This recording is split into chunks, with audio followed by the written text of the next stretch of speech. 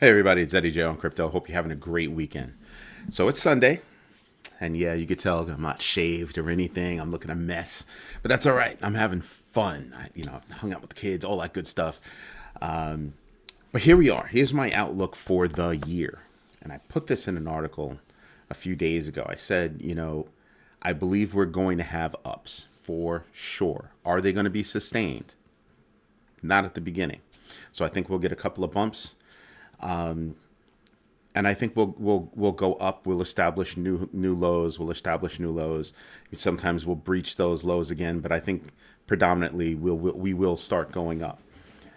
The issue is going to be all around how companies are faring. A lot of these companies are using just bad economics. We've got to lay a whole bunch of people off, blah blah blah. So that's going to affect things in general, and that could weigh down on us from a crypto perspective. You also have some bad news around crypto.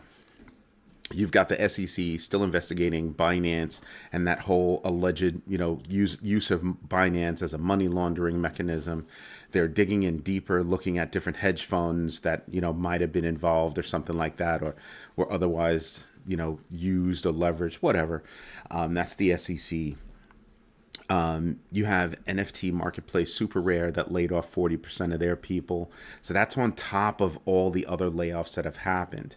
Then you have Huobi Global, which is obviously run by Justin Sun now. He had to move $100 million in stablecoins over to Huobi Global because there's a bank run going on. So you've got Huobi Global not doing well. You have Binance under investigation. You have, businesses, corporations that are, otherwise dealing with Binance that also have a problem because SEC is looking at everything.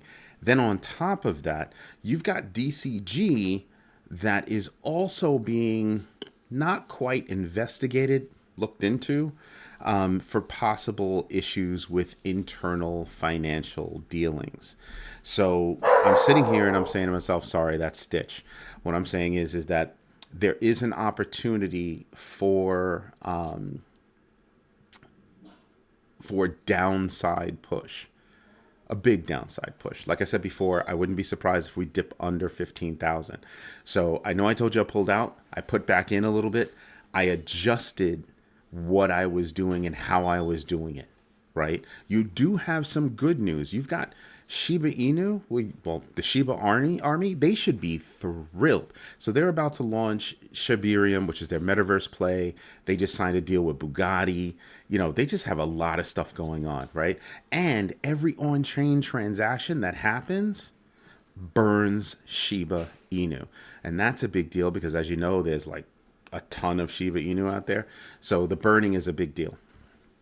Now, with that, you say, okay, so that's good news. Is there any other good news that's out there? Possibly. I know it sounds messed up to say it like that. There is good news coming. You can just see everything that's going on out there. You've got BlackRock having a multi-trillion-dollar fund, specifically looking at crypto and all that good stuff. But this is stuff we knew about. People are acting like this is brand new. It's not. It's actually not. Okay? But that ought to tell you something. That ought to tell you anything that BlackRock is involved in, you should know. They're not in it to give away money for free. They're in it to make money. So when I look at that, I kind of go, yeah, so crypto's here to stay for damn sure, right? So all that talk about, oh, it's going to go away, it's going to go away. No, that's just for headlines. That's to spread FUD to possibly push something down so that they can buy in, and then everything goes, gently goes back up and they make a ton of money. That's what that's all about. What I'm looking at right now is the idea of what are we doing to research where we could go. I have a bunch of people ask me about different coins and everything else. And, I do go back and I do respond and I try to do the research. Here's what I want you to do. When you have a coin that you're interested in, what problem does it solve? Who's currently or what projects are currently solving that problem? Who's involved in that project? Those are the things that I'm looking at when I start thinking about, do I really want to pay attention to this project? Right? Because you're hard pressed to look at anything beyond the top 100 coins to be able to say, oh, that's a really good project. Think about that. Just think about that. So what I really want you to do, like I said, I want you to know who's involved with the project. I want to know what problem that project solves, or how are they solving a problem better than everybody else, the key differentiators, and that's why you should invest in that project. Or are they just blowing a lot of smoke? Like, you can say this by, when I go first look at a website about a project and it says, we are the best at, no, I don't want to hear that. I don't want to see that. You're not the best. You just got started. You just got into the game. What are you talking about? You're the best. How did you dethrone the project or projects that are already there? So that's what I'm using to look forward. That's what I'm using to look forward. I had somebody, tap out, type in one of these, Web 5. Bruh, we haven't even thoroughly defined Web 3, and you're talking about you've got a project that's the best Web 5. Are you kidding me? You joking? You want to know who else is talking about Web 5 type nonsense? Jack Dorsey, former CEO of Twitter. I'm glad he thinks he's going to control Web 5 by stamping his name on it, by saying this is what it is. We don't know what it is. Again, we have not figured out Web 3. And if you pay attention to what goes on, Web 1, HTML, Web 2, e-commerce, Web 3, metaverse level stuff. But that doesn't mean that HTML went away. It doesn't mean that e-commerce goes away. It means that everything gets enhanced. That's what that means. So Web 5, what happened to Web 4? You're talking about Web 5 and you're not talking about what, are you serious?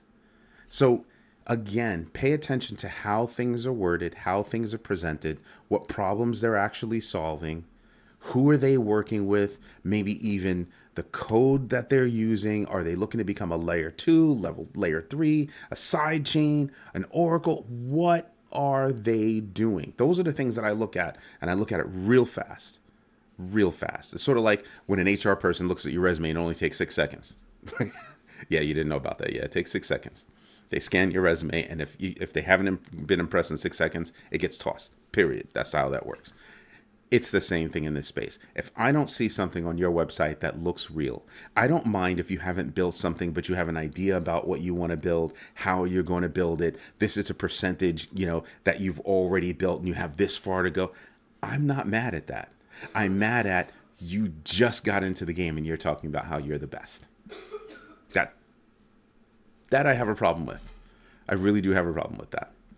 It's not to say that you require experience, but for you to say you're the best, you have to prove what you've got is better than what's already there, which means that it's not vaporware. It means that it exists, which means that you should have all kinds of case studies and all kinds of tests, side-by-side testing that says you are better than. I'd rather see that we're competing against, I don't know, Algorand or whatever project you're looking at. Oh, we're trying to become the next best oracle out there, and we're going to serve this space, and this is how we're doing it. These are the deals that we've already cut. This is how, blah, blah. That's what I'm looking for. So before you start thinking, I'm going to put money into something, tap your brakes. Do that kind of research. Somebody asked me about Bonk. The hell, what is it solving? Bonk Inu? Are you sick? What is it solving? Who's involved? What are they doing? Do that, please. So those are my outlooks for the next year. We're gonna move. We're gonna move upward. It might be slow. It might be painful with the downside trends, but I think eventually we will move up. Anyway, it's Eddie J on Crypto. I hope that helps. If you have questions, hit me up. All right. Have a good one. Bye bye.